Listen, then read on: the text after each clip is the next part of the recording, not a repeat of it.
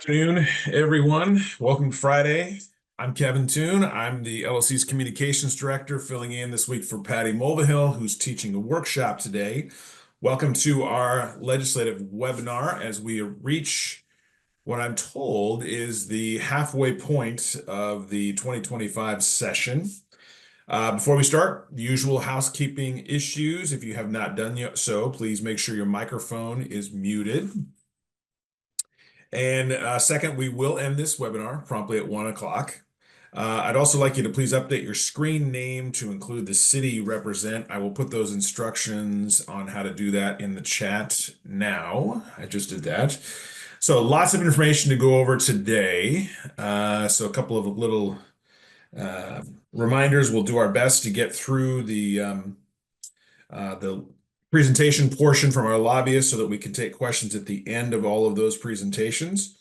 We will do this in 3 segments: our top bills of the week, an update segment on ongoing bills, and the final segment on emerging issues. And here's what's going to be in each of those sections.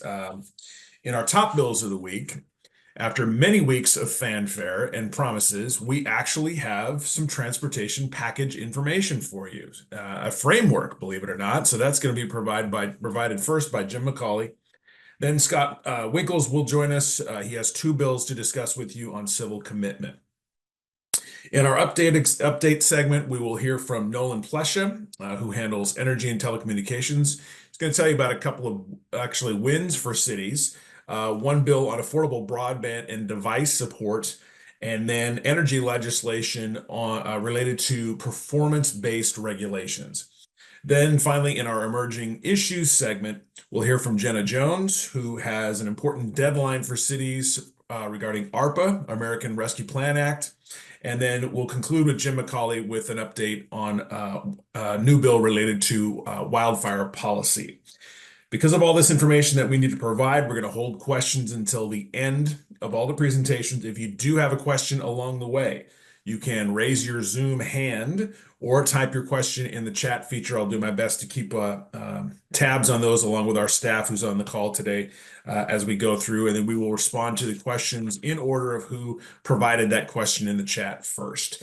So that's the preamble. Let's get to the good stuff, and I will now turn things over to my colleague, Jim McCauley, our legislative director. Jim. Good afternoon, everybody. As Kevin stated on the front end of this, we've been waiting for a transportation package framework or some clarity here for several weeks. I think there's a lot of interesting pieces of what's been shared from the Joint Committee on Transportation, really just as of yesterday. So this could be an hour and a half type of update for me, but I'm going to try to do this pretty short order and make sure that you definitely take a look at the bulletin this week. A lot of good information in there, in addition to the transportation element. So a couple of things. It's a great starting point without question. This level of investment that the state wants to continue on with transportation is incredibly important to be where we're at with the numbers that they're talking about. It's clear from the committee members that they really value local governments as their integral part of a transportation system, and that this is not just a funding level for transportation facilities at the state level, but 50-30-20 is still very much part of this, and we know how important that is at the local level. For some of those communities, that is your only transportation funding you have available for operations and maintenance, or if you're fortunate enough to have enough to get into project level investments. So all that is good. I think they listened. I think the committee listened. Those 13 road shows, as we knew on the front end of this process back in the summer of 24 and through fall, your ability to speak during those conversations with the Joint Committee members has proved valuable.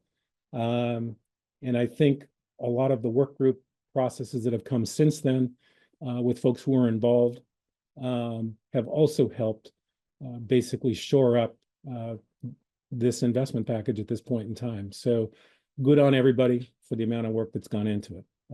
The hard work is really what remains. It's a matter of now getting votes. We have a pretty good sense that the Democratic side of the chambers, both Senate and House, are in a good place on this. We still have some places here and there that have to be shored up.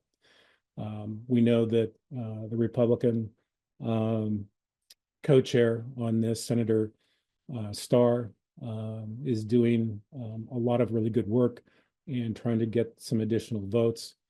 This really does need to be a bipartisan effort going forward.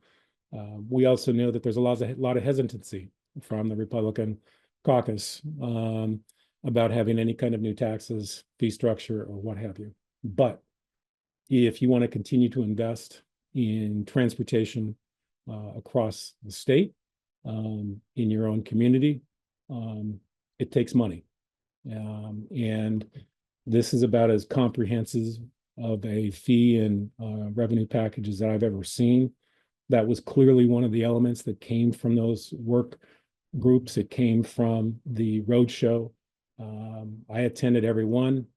And every place I was at, there was no question the public was asking for a more expansive use of fees instead of just a reliance on the gas tax. So all of that will be, I think, helpful with trying to sell this program. There's no question this is going to take some tweaks, and there's going to be some adjustments between now and the end of the session. But I think the top line for this starting point is we're in a good place.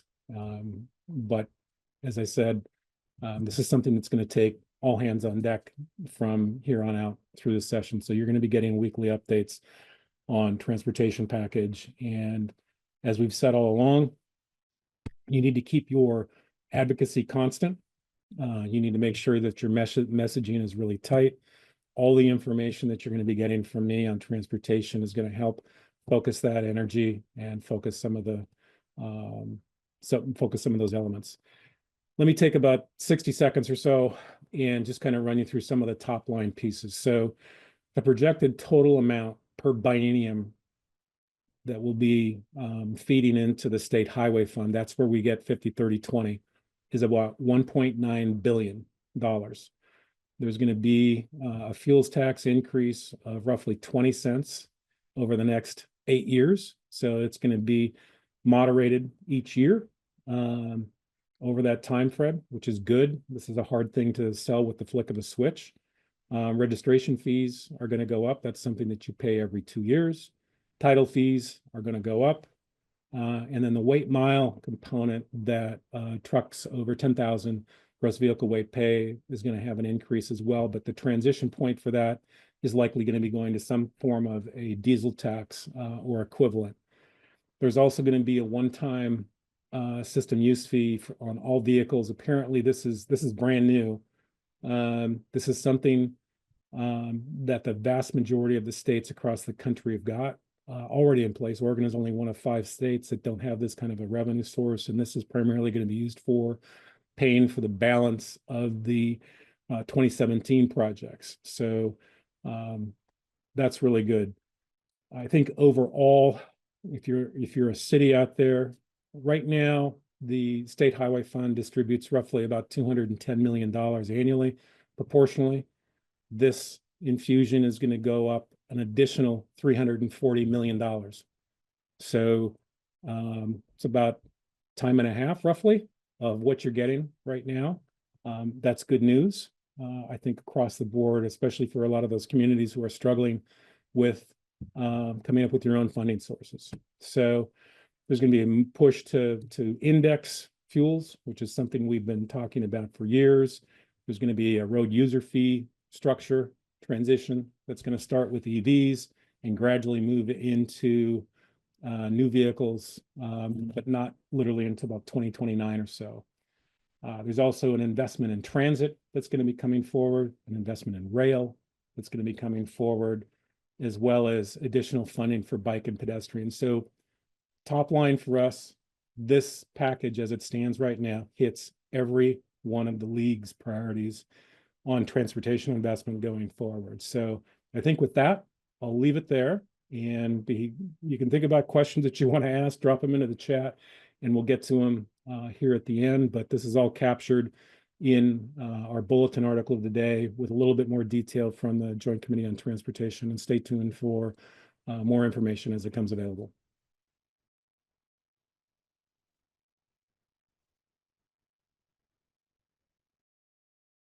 Okay, Jim, we're going to transition over to Scott Winkles. Scott, you've got a couple of bills you want to talk about regarding civil commitment. I do. So this has been a priority. This was a priority for the league going into the session. One of the part of our behavioral health priority, at least, and that was phrased that we wanted to make it easier for the state to vector people who need behavioral health care into treatment through the civil commitment process. I'm pleased to say that after many hours of work group conversations and a lot of negotiations, some of those conversations were really quite difficult. We have a bill, and so the bill, excuse me, going 2488 is our civil commitment, is a bill brought by National Alliance for the Mentally Ill and heavily influenced by District Attorneys Association, the Criminal Defense Attorneys Association, the League of Oregon Cities, Association of Oregon Counties, the Community Mental Health Providers. And what it will do is create give courts and clinicians better direction when making determinations if somebody is appropriate candidate to be considered for civil commitment. If you want to watch the hearing, it was yesterday in House Judiciary. I would say it's rough viewing. I think we hear a lot of stories from people who were who had family members who were negatively impacted with some fatalities because of our current behavior difficulty we have in getting people civilly committed, and some other testimony related to how in the past we haven't really done right by people who needed behavioral health care. So it's a hard conversation, but sometimes these things do need to be difficult. What the bill does is it creates a time. It doesn't give a date certain. So, for instance, instead of saying that the person is going to be present a danger to themselves or others in 30 days, which is how I believe how the original draft read, it gives clinicians the ability to say, which is very hard for a clinician to say. They can't say. It's hard for them to say that, yes, in 30 days this is going to happen. Rather, that gives them the ability to say that we believe that this is imminent in the near future. So you can. That's a much easier thing for a clinician to say. It's that they can look at behavior, they can look at conduct, they can look at the person's state and say, we believe that this person is going to be a threat to themselves or others in the foreseeable future, even though they couldn't give a date certain. And so it's a much improved product. It was really interesting negotiations on this, where we had district attorneys and the criminal defense bar agreeing, and then maybe NAMI was on the other side of it, and we were backing our public safety partners during the conversations. A tremendous amount of work went into this bill. I think it's in good shape. The other one, we would expect that this bill to get worked next week prior to the deadline, and either move to Ways and Means or to the floor. I haven't seen the fiscal impact statement on it yet. It's interesting because this is the bill that we thought we were going to have to count votes on and fight it out in the chambers. And then there's a second bill. I'm sorry, Kevin, can you give me that number? I forgot it. Bill number, is that what you're asking? Yeah. Yes. I don't have it in front of me. Sorry. 2467? Yeah, 2467. This was the bill we were going to put all of the low-hanging fruit in and move that bill in case the other one couldn't get out. Now that's the bill where we have some challenges. The bill, one of the things the bill does is assigns attorneys at the point paperwork is filed on a civil commitment. And so if you're following the public defense crisis, there's not enough available attorneys to do indigent defense. There aren't enough attorneys to do the same legal practice mostly, who are representing people in criminals and civil defense and civil commitment proceedings. So the language, it would require attorneys to be assigned to cases in hundreds of cases where it would never even get to hearing. Most of these cases are resolved and they don't go to the judge. So we do have some things to work out in that other bill. It's just, I think I don't think this is insurmountable. I think what the league has advocated for was to assign attorneys when the system has capacity to meet the obligation, as opposed to giving a date certain as to when we're going to deliver that, because as I think many of you are aware, we've been trying to resolve the criminal defense crisis for some time. So really good developments here. I think this is half of the objective the league went into session with in behavioral health, is addressing that civil commitment piece. The next piece is going to come later in session, where we actually have to fund capacity, because right now there's really aren't enough places for people to go who need this care. So that is positive signs in the co-chair's budgets and in the governor's budget. So it's more to come, and hopefully we will get both pieces of this out of this session. Scott, we put a link to your bulletin article on 2467 in the chat. Please also put I think your contact information was at the very beginning of the chat scroll. Just a quick question before we continue on these two bills. Do we have a call to action of any kind, or need any kind of outreach from our members regarding either of these bills? I think if you're talking to your legislators, I think sharing your support for civil commitment reform would be helpful. I don't think it's necessary to do a call to action on it now. I think we're not in the position we thought we were going to be in. We thought we were going to fight this one out, and what happened is we got agreement. So I think some positive reinforcement, but I don't think anybody needs to stop what they're doing and urge for passage. But I think legislators could probably do with some positive reinforcement if you're having conversations with them on other things. Excellent. All right, Scott, thank you for that. Sure. We are going to pivot now. That concludes our first segment on the top bills of the week. I'm going to bring in now Nolan Plesha, who is our lobbyist for telecom and energy. I see his face on screen now. Nolan, thanks for joining us.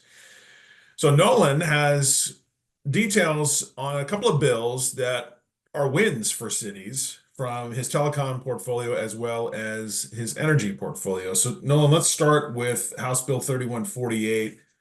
I know you're constantly in pursuit of opportunities for affordable broadband services, and it sounds like that's what potentially we're seeing with this bill. Is that true?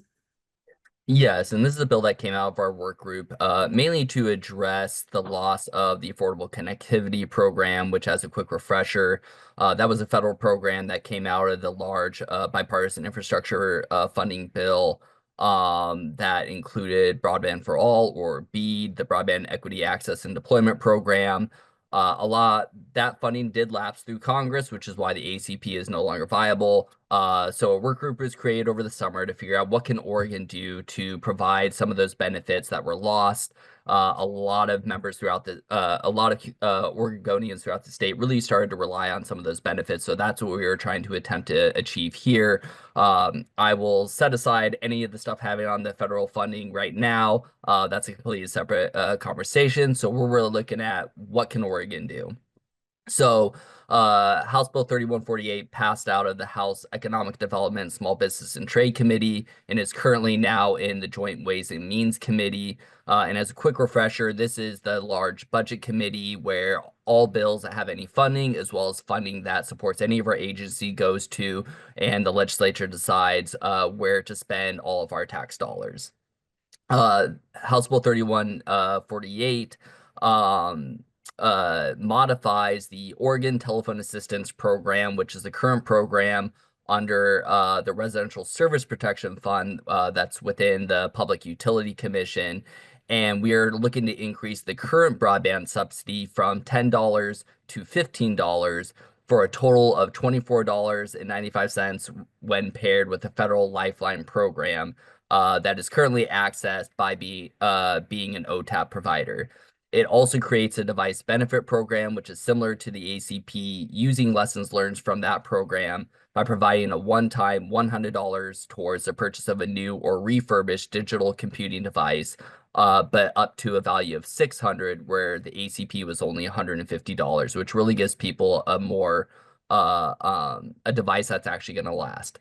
This is really going to provide an opportunity for cities who have eligible providers to highlight these benefits to community members who are struggling to afford internet access or a digital device that can help improve educational opportunities, healthcare outcomes through telehealth, as well as economic opportunities. PCs, laptops, and tablets are just much better than using your phone for job applications, drafting resumes, building a business plan, or doing homework. The benefit of this bill is we don't actually have any funding asks. We are only asking for the PUC to increase their spending authority to accommodate the additions we're seeking in this bill, which is why it is in the Ways and Means Committee. And we have every belief that it will move forward, and we have support from the PUC. The second bill I wanted to highlight is Hey, Nolan, quick question. Nolan, yes. Question on the telecom. Just maybe a point of clarity for our members who are on this call. We're talking about an opportunity for constituents to have affordable access, correct? And so we're looking for our members maybe to be a conduit to their constituents, their community members, to help essentially publicize this opportunity. Is that right? Exactly. And I would say, especially in our smaller communities, our rural communities, where internet access is often much more expensive than in urban communities, a lot of the providers in those communities already are OTAP members. They provide both broadband support as well as voice support. This program will continue it, but increase those benefits for those community members. And when people are looking for any kind of help, affording internet access, or if they're looking for help getting a device, this program will be able to benefit them. And so it's a good opportunity to be able to provide that information to community members. Great. Thanks for clarifying that. Let's hear about the other bill from the energy portfolio. Yeah, so Senate Bill 688 is the performance-based regulations bill, and it asks the PUC to do an investigation and adopt a framework for instituting some of the performance-based regulations. It passed out of the Senate Energy and Environment Committee and also moved to the Ways and Means Committee. It does have a small budget ask, which is about $500,000, so that the PUC can do this investigation to see which tools will actually benefit people in investor-owned utility territories, otherwise known as IOUs. These are a set of potential tools that really modernize general rate setting processes and decisions by the Public Utility Commission. And these tools really have the ability to increase energy resilience and incentivize distributive energy resources, battery storage, and microgrids. And then for those of you who aren't quite is in the know about distributed energy resources, this is like solar, wind, as well as we have some communities that use biomass energy production, as well as geothermal. These are all kind of tools in our toolbox to kind of really help build more energy resiliency for our communities.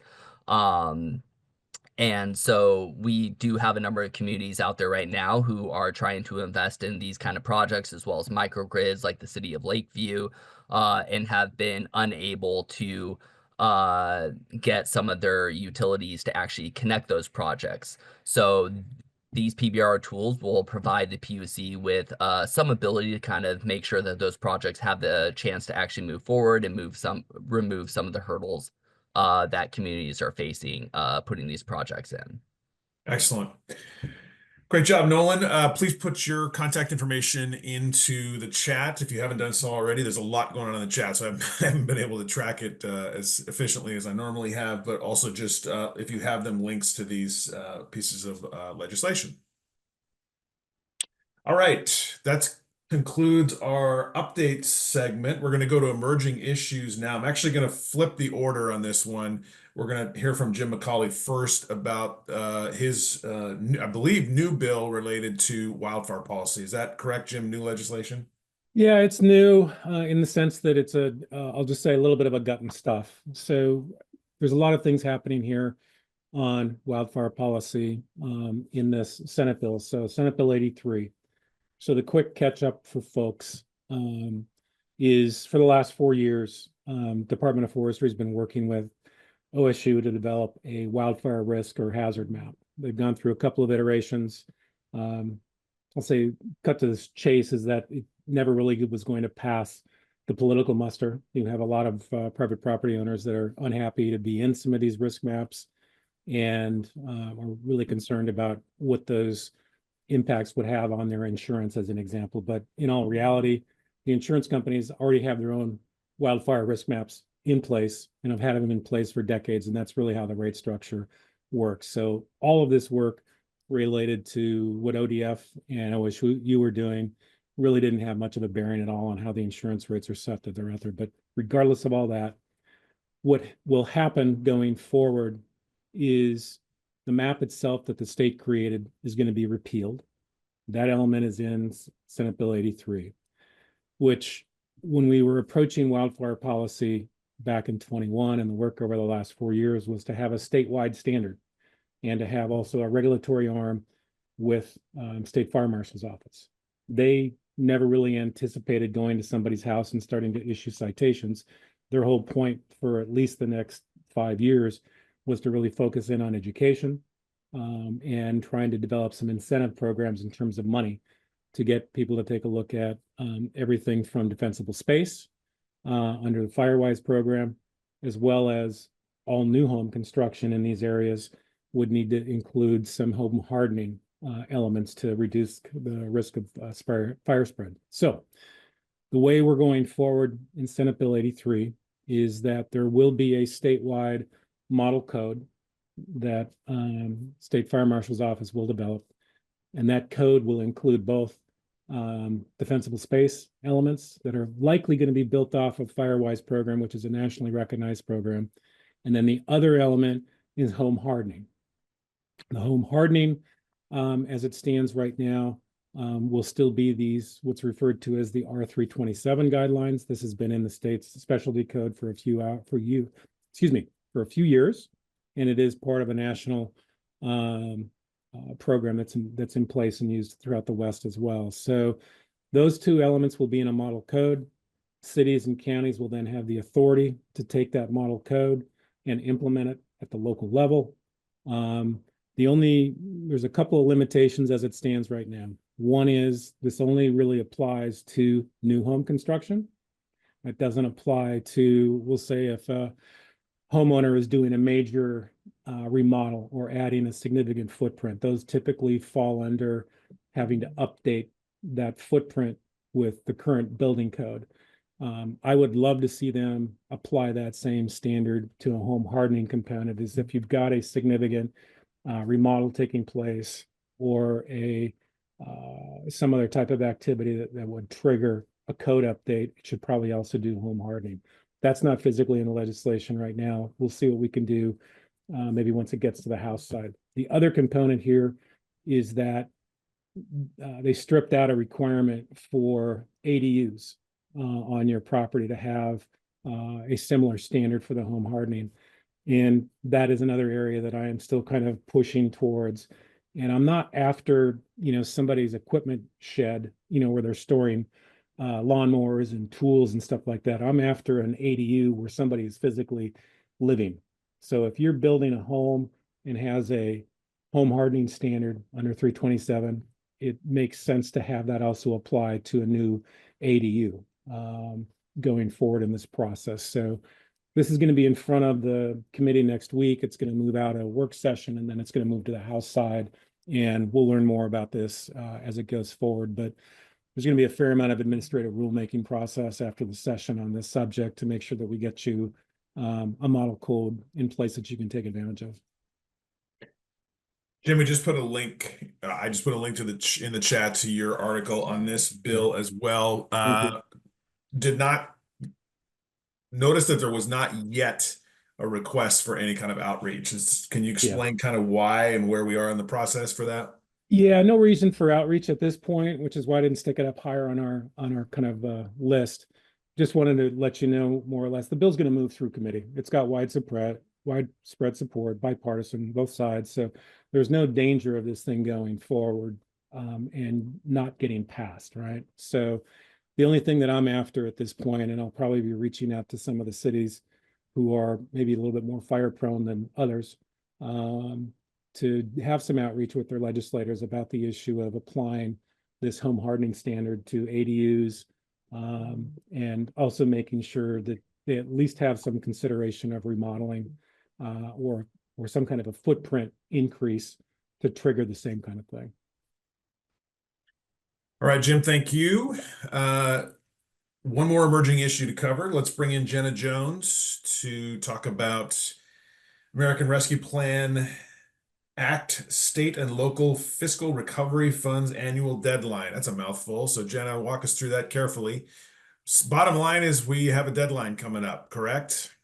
Yeah, so hopefully this isn't super news to a lot of people on this call, but in I believe it was 2020 or 2021, every city and state got a little bit of federal money called the ARPA dollars, or American Rescue Plan Act, as Kevin said it in its long form. All but one city in this state are required to report annually on their ARPA funds. So the funding, if your city manager or finance person should have gotten an email from the Treasury Department, the United States Treasury Department, saying that the portal opened up for new reports. Reports are due April 30th. I will say that I get a lot of calls from member cities saying how confusing the federal government website is, things that they need to do on their report for ARPA. Inside my article is an FAQ document put out by the National League of Cities and a couple of important links. Please start filing your reports sooner rather than later, and let me know if you have any questions. There are a couple of important things I want to note. There are certain guidelines which ARPA needed to be spent to. There was an obligation deadline in December of 2024 where you had to obligate or contract for your money. And then it doesn't need to be completely spent until 2026. Your reports are cumulative. So if you need to update something from a past report or you see something that's wrong when you go into the portal, you can update it. The second thing is if you have already spent all of your ARPA dollars and you're like, Jenna, why do you keep talking to me about this? Make sure that you guys have completed your closeout report with the Treasury. So I don't have to bother you to try to get you to submit a report that you don't need to do. And then lastly, if you do not spend your money according to all of the federal requirements, the Treasury will be looking for ways to claw back that funding. And the places I've heard from NLC that they are looking first is at people who have not reported any of their ARPA dollars, and then they're going down from there of like people who haven't kept up with reports. One of the biggest things that I commonly hear is that there has been staff turnover in the last 5 years since this funding came out, and people don't know how to log into the system. In my bulletin article, there's the login. If you have questions, email the Treasury directly. If you have a hard time getting a hold of them, please CC me. And I can also loop in the National League of Cities Tax and Finance person who can bother Treasury in DC because she lives there. So please get your ARPA reports in and reach out to me if you have any questions. I have my contact information in the chat. Call me, text me, email me, and I'll hope to get you guys help as much as I can not being able to log into the system. Thank you, Jenna. Yeah, just a disclaimer, Jenna will not be filling out forms on behalf of our members. She's here to help only. So we have a sort of a real-time development here, request to address some questions that have come up in the chat. And you see Michael Martin, our water lobbyist, appearing on screen now. Michael, looks like we've had some questions related to capital constructions and a water caucus survey. Can you fill us in and clarify what needs to be addressed? Yeah, absolutely. So thanks to Don Russ, Glendale's city manager, for bringing up this question in the chat. So you may recall the Water Caucus Water Investment Needs Survey that I was asking all of you to fill out. Well, you all should have received an email from the Chief of Staff of the Water Caucus informing you on capital construction request deadlines. Everyone who filled out that survey should have received an email just notifying you, kind of walking you through the steps that, it's up to each individual legislator to determine the capital construction requests and for you to fill those out. And also thank you to Jenna for addressing this. If there's an opportunity for you to go to the Ways and Means Roadshow, this is a good opportunity for you to talk about that and talk about your needs. And again, a good reminder of what our legislative director, Jim McCauley, has said. We don't advocate for individual projects. We advocate for the buckets of funding. But again, this is an opportunity for you to use the Ways and Means Roadshow if you have individual requests. So that's it. All right, Michael, thank you for that. Now we're going to switch to our question and answer session, or portion of our call today. So first, a reminder of the ground rules. If you have a question, go ahead and raise your hand in the chat, your Zoom hand. That's one way we'll know that you have a question. We're also going to scan the chat here. There's been a lot of back and forth going on in the chat today, so it'll give me a second here to sort it all out. But we're going to start. Actually, I'm going to turn it back over to Jim. We led this call today with an update on the long-awaited, anticipated framework for transportation. One of our board members, one of our mayors, contacted Jim outside of the call via text, but he wanted to share that question with everybody and provide some more information. Jim, so go ahead. Yeah, so a couple of things. This is Mayor Keebler. We appreciate the question. So there's nothing in this framework that even talks about tolls. Maybe I'm a little surprised one way or another on this, but yeah, it is not part of the framework going forward at this point in time. So that's kind of the approach, is basically everything that's spelled out in this transportation package as far as revenues and fees is laid out in there. The other part that I think is important to address, I mentioned it early on and didn't go into a whole lot of detail, but this reference to a one-time fee for new vehicle purchases is apparently something that is done in every state with the exception of 5, and we're part of the 5. So that is estimated at being able to create right around $486 million a biennium.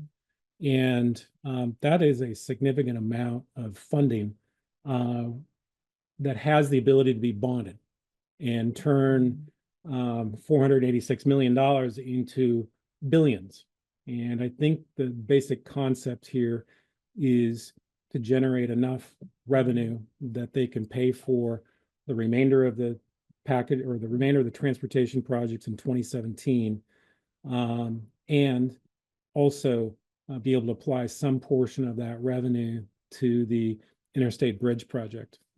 There's probably 75% of that money that's already been dedicated between federal and the states of Oregon and Washington under a number of different funding regimes, but they're still a little short on being able to complete that project at this point. So my expectation is that part of the reason for creating this fee, again, is to finish out the balance of the projects from 2017 and be able to have some funding left over that they can plug into some of those existing major transportation projects going forward. Thank you, Jim. Okay, we're going to start working our way through the chat. Again, you can also raise your Zoom hand if you want to ask a question. Looks to me, Scott, like we should start with you. I'm seeing the first question there coming from the Mayor of Ashland regarding civil commitment. The question says, does the bill clarify the rules, or does it make the commitment process does it make it have a lower threshold? I believe is what she means there. I think I'm not sure I would articulate it as a lower threshold. It is a less difficult threshold to meet. And it certainly is less confusing for clinicians and judges. And so it was reviewed by multiple doctors and multiple people who practice in this area, both medically and legally. And they believe the language will make it easier to civilly commit individuals who need that help. Oregon's bar the current bar for civil commitment in Oregon is really quite high compared to other states. And I think this brings us more in line with other parts of the country. So yeah, I think it's going to be much easier to have these conversations and much easier for judges and clinicians to articulate the dangers. Let's stay with you for a second, Scott. I think shortly after there is a question about where people get treated from the mayor of Almsville. Did you see that? I didn't. I can look. I believe she posted this while you were talking and wanted to know where people get treated and had some information about state hospital. Could you read the question to me, Kevin? Yeah, it just is where do people get treated? Well, I think that's part of the ongoing conversation. We are seeing more beds open in the state of Oregon. However, not all of those are appropriate for have the level of security and care for a person who needs civil commitment. And so that's the next part of the league's agenda in this area will be during the budget process, where we look at those investments into not just the bricks and mortar in the facilities, but also in the workforce. Oregon has not been a great place to be practicing in this area and hasn't really invested in the workforce over the years. And we know it's not going to be an immediate fix, but they're looking to make those investments now. The state hospital is beyond capacity, and if you're familiar with the Mossman decision, that's going to be impacting their ability to take all of these cases. So that's sort of step 2 this session is addressing that capacity. Thank you, Scott. Jim, back to you. I'm seeing Mayor Cross from Toledo with a question on transportation, whether there's going to be dedicated funding for designated truck routes. And yeah, thanks, Mayor Cross. Good question. And I'll say quite frankly, at this point, I don't know the details. I think if you look at past packages, the way these end up working is they'll end up, again, picking some selected areas, truck routes and stuff of that nature that are in need of significant repair or alignment or any number of things. Obviously, there are several coastal strips that continue to have problems and substantial bumps sending cars into the ditch. So I think those will certainly be some kind of targeted funding for improvement going forward. But those types of details, I'm not going to really know for quite some time. In the same question, he also wonders, is the idea of a per mile surtax dead? Okay, so the per mile surtax, if this is aligning with what a road user fee or a road user's charges, that is going to be the future. So the idea with the concept here is to basically replace the gas tax, not something that will be in addition. So it looks like he's got his hand up, so I want to make sure I'm not going down the wrong rabbit hole. Go ahead, Mayor. You're going down the right rabbit hole. And the reason I bring it up is because in this state, that would wholly disproportionately affect everybody that lives rural compared to urban dwellers. For example, if I want to go to Costco, I have a minimum 60-mile drive. Most people in this state that don't live in the I-5 corridor have very long distances to go just to do shopping, let alone going to work, let alone any of the other things. And so we've got to find a way. I like the new car tax. I think that's a good way to go. but I think we've got to get out of this idea that we're just going to whack this on to our folks that live out in rural Oregon. We got to figure out a better way to do that. So let me help maybe with the math or the concept right now. So anybody who lives in rural Oregon as it stands is already, I'll just say, paying a disproportionate higher amount of gas tax because you're typically driving further than, I'll just say, an urban dweller like myself, with the exception of my 80-mile round trip to Salem every day, would probably be less than 15 or 20 miles at most during the day if I was working somewhere close. So the concept here, again, is to replace your current tax that you're paying within the gas system or the gas structure and turn that into a road user fee, so that that road user fee essentially matches what your current burden is going forward. I know there's a certain amount of nuance in there and probably a whole lot of concern on what that's going to look like, but there's at least the technical ability to do that now, and it's only going to get better by the time they want to start rolling this out into new vehicles, new gas vehicles in 29.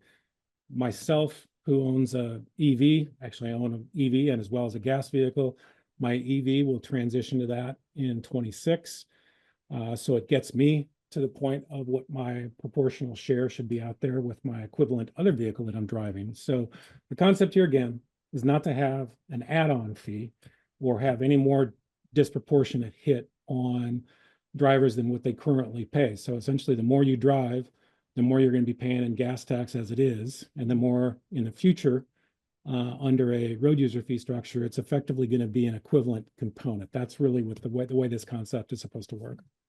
I just hope that they don't double up on us. That's all.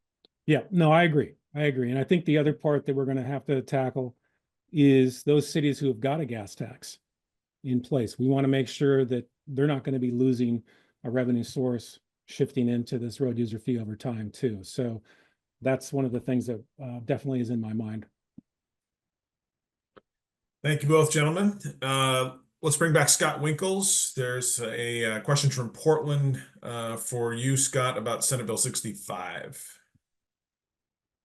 Okay, I wish I had more to report. Senate Bill 65, this is legislation that would create a new cause of action for and requires cities to pay attorney's fees to prevailing parties for violations of the Article 1 of the Oregon Constitution. We have heard many conflicting things on this bill. It's been on the calendar, I think, 3 times since we started talking about it, and it keeps getting rolled over. I've been told we don't need to worry about it anymore, and then I've been told, no, you really need to worry about it. And we've heard some rumor that it would be a cap of a cap on damages of $5,000, but the attorney's fees would stay in place. I'm not sure how that would help us. So I think there's a lot of people engaged on this bill. We keep waiting to hear from the chair what he intends to do with it. We did attach a very large fiscal on the bill. I think CIS, believe it was $9.8 million impact to the CIS fund, CIS member cities. Mike, I know your cities did a different calculation on it, but it was still rather a lot.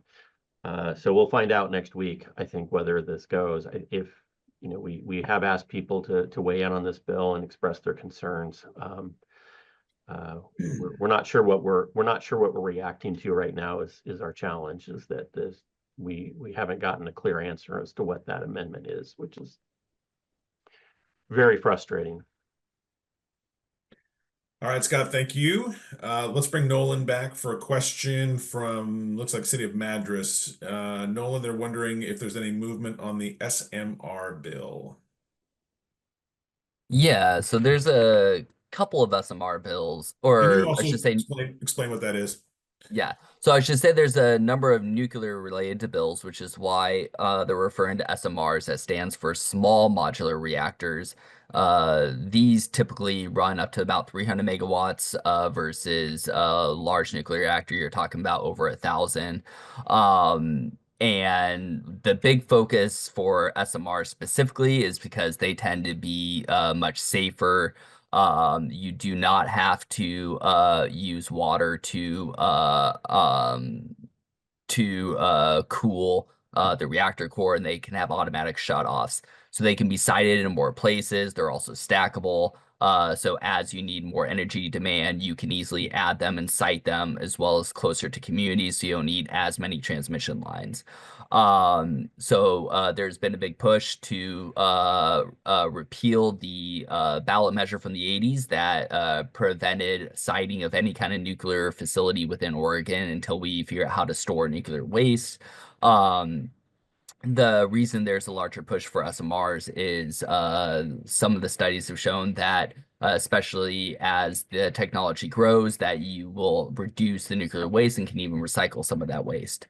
So there are a number of bills. One of them, House Bill 2038, really is just a nuclear study bill that has the largest chance of moving forward. There tends to be a lot more support, especially from Democrats, to have that study before we continue that conversation to repeal that ballot measure. There's also House Bill 2410 that is scheduled for a work session on the 8th. This would allow for a demonstration project in Umatilla County.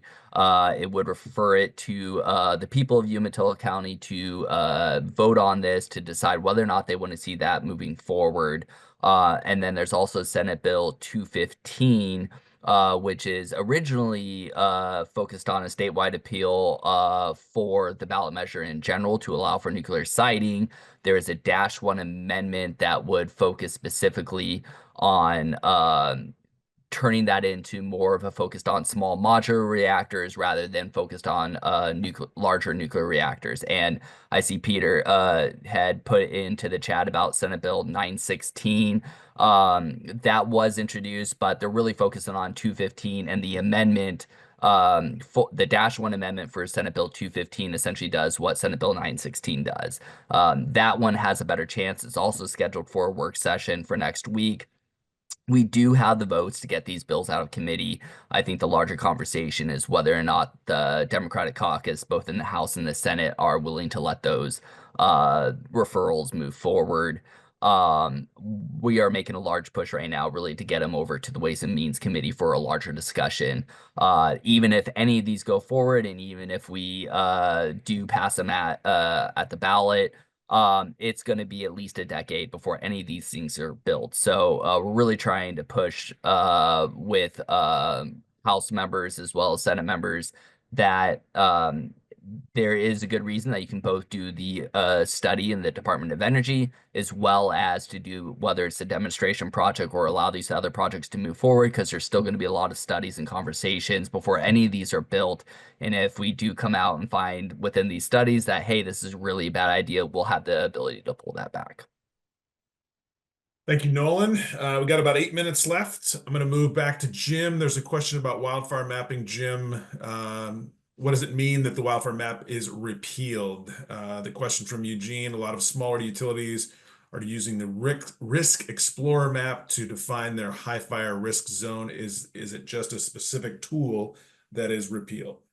Yeah, no, it's a great question. I think probably one of the most disappointing pieces of this whole conversation over the last 4 years is that wildfire map work that's been done by OSU and ODF has been honestly the best thing we've got in front of us that can show wildfire hazard and risk. So hopefully the entities that are using it will still continue to use it.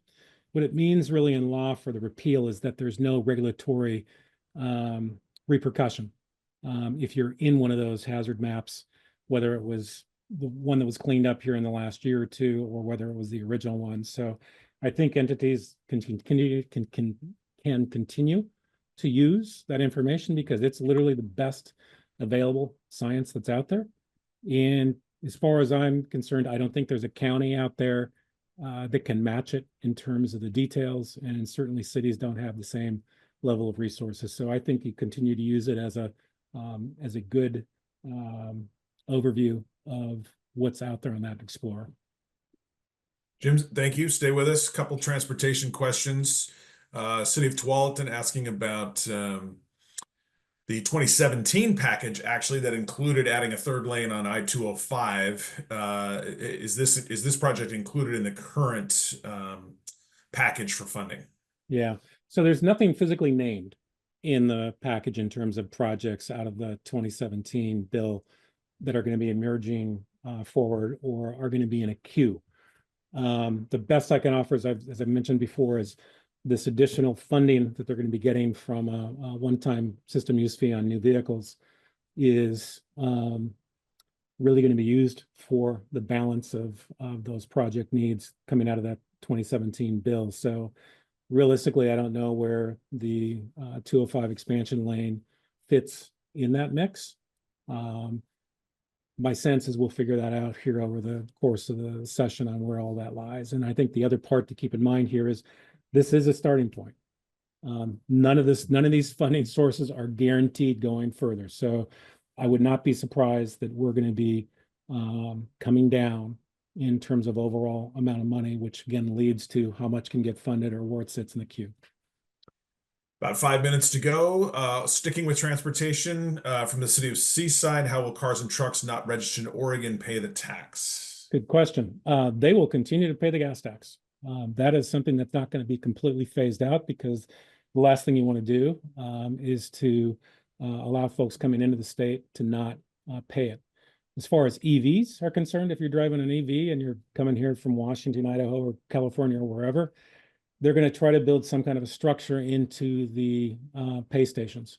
So the EV charging stations that are out there may well have some kind of a surcharge on a per kilowatt hour to try to capture that funding component. So yeah, the plan is not to completely waive off the gas tax, because we know not other states have got that in place. But I do think we certainly seem to be a trendsetter, but we're not a trendsetter in the standpoint that other states aren't talking about the same thing that we've got. All right, and I think we're going to wrap it up with one more. City of Albany, Scott is asking about the unemployment benefits for striking workers bill, Senate Bill 916. Can you bring us the latest? Sure. It came out of the Senate on a 16-14 vote with a couple of absences. So we had two Democrats in the Senate vote with us on the bill, Senator Solman out of Hillsborough and Senator Golden out of Southern Oregon voted no. We're expecting the bill to be heard later in April. There are two other labor bills that we're not engaged on. It deals with its private sector labor relations that are going to be very controversial in that committee, and the chair decided not to stack all that stuff together, which is good. But we do have a little bit more time to work the House. I think where we're at now is starting out with a straight up no vote ask is probably not going to work in the House. And so where the Ledge Committee has authorized us to go is to ask for a 3-week waiting period before unemployment could be provided to a striking worker. That would be a very long strike in public sector employment. So I think that's where we're advocating now, but it's not going to happen for a few more weeks. Based on what we're hearing from the chair, I think they have some farm worker labor bills that are highly contentious and that we're not engaged in, that they're going to try to resolve first and go through that, let people take a breath and calm down, and then do the next one. So not the best place to be in, but that's where we're at.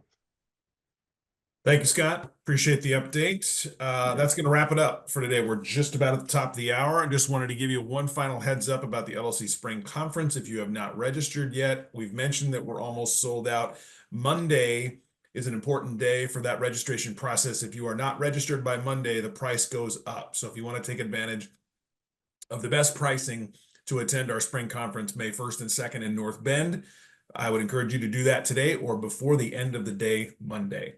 So So that's it for this week's webinar. Thanks to everybody for being here and sharing your thoughts, asking your questions. Thank you again for everything you do in your communities. We'll be back next Friday at 12 noon. Enjoy the sunshine, if and indeed it's sunny where you are, and have a great weekend. Thanks, everybody.